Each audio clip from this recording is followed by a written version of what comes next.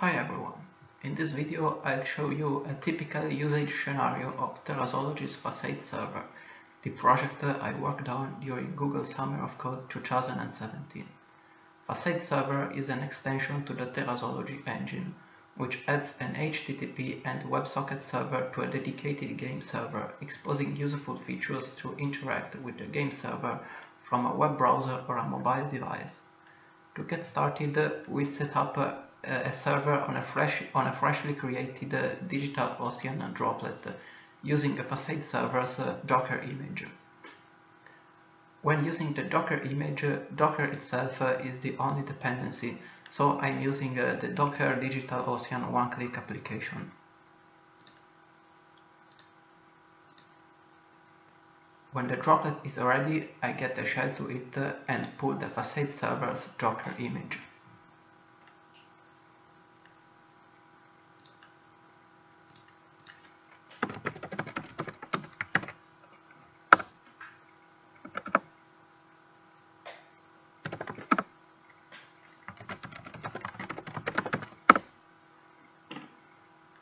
Okay, time to pull the Docker image.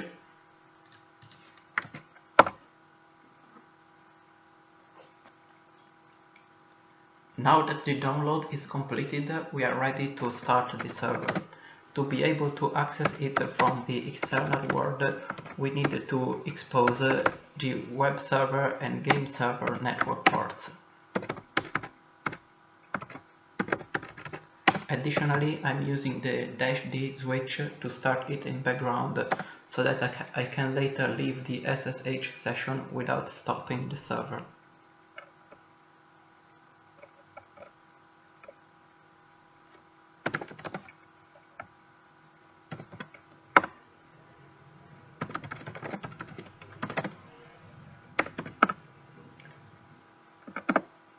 As you can see by the log, the server has started and we can reach it using the web client. Since the Docker image is packaged without modules, no game is started automatically, so we will create one from the web interface after installing some modules. This is the web interface, developed using the ReactXP framework, which allows to build a web and a native mobile application from a single shared code base. In this case, this repository. This dialog allows to connect to your server, and the interface is organized in various tabs which allow to access various features of the server.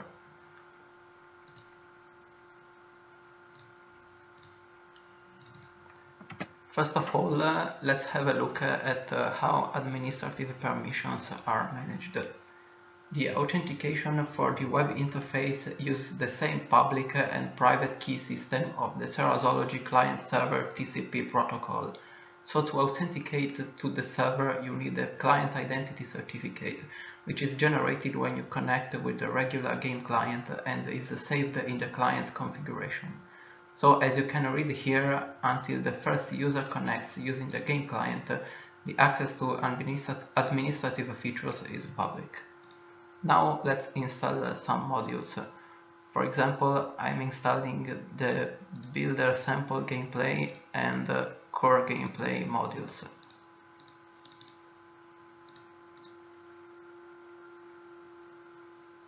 As you can see, the modules have been installed and are available to be used in a new game.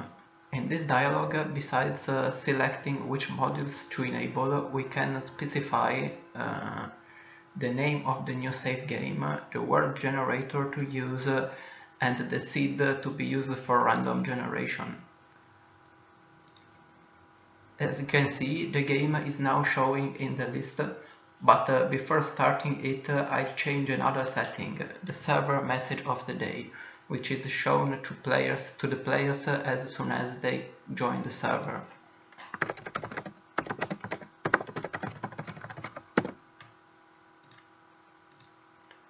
As you can see, when I request to start a game, this status switches from idle to loading, and will switch to running when it's ready to accept connections.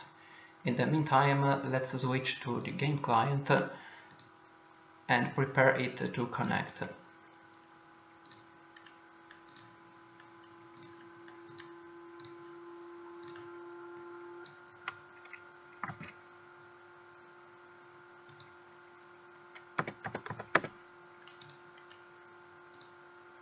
Now I'm joining the server.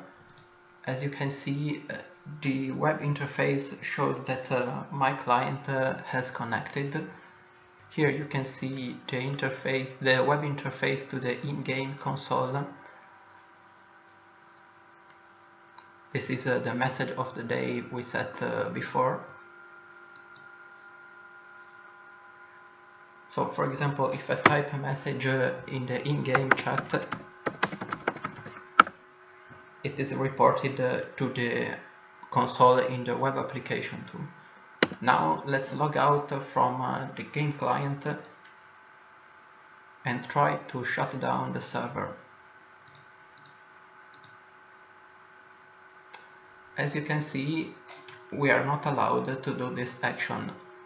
This is because since I connected with the game client, the server has restricted the access to administrative features to the client identity it has generated for my client, because it's the first one which has connected. At this point, it's safe to give the server IP address to other people, because if they access this web interface, they will be able to use it for informative purposes like reading the chat or seeing the list of online players, and will be denied any attempt to manipulate the server like starting and stopping games, installing modules, and so on.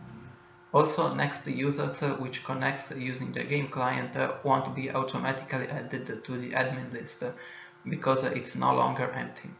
But an authenticated administrator can manually add other clients to the administrator list.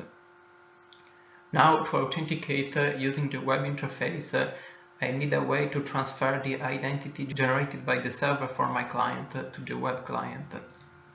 As you can see, there are two ways to do it. You could either copy and paste the game client configuration file where the identity is saved in a field in the web interface, or use an identity storage server as shown in the previous video on this channel. I'll use the identity storage server hosted on the Moving Blocks utility server now, on which I previously created an account. First of all, I need to log in to this account from the game client to upload the new identity to the storage server.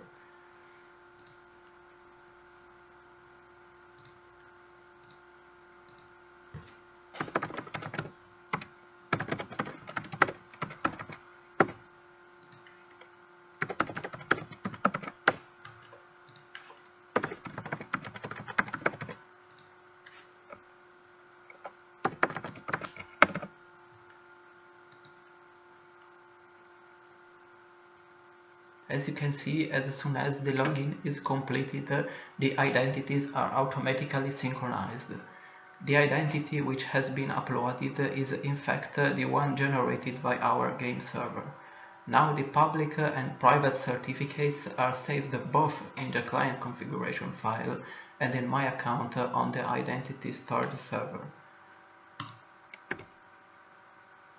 Now, by providing the account credentials through the web interface, it will pull from the identity storage the necessary data to authenticate to the game server.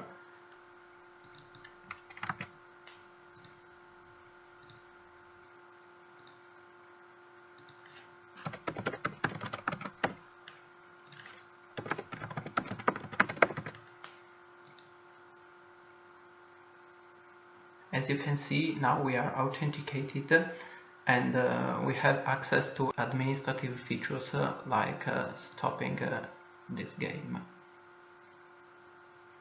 Now I'll start it again to show the usage of the console from the web interface. To execute commands, you need to be authenticated, but not necessarily in the server-wide administrator list. Which commands you can or can't use depend on the per-game permission system.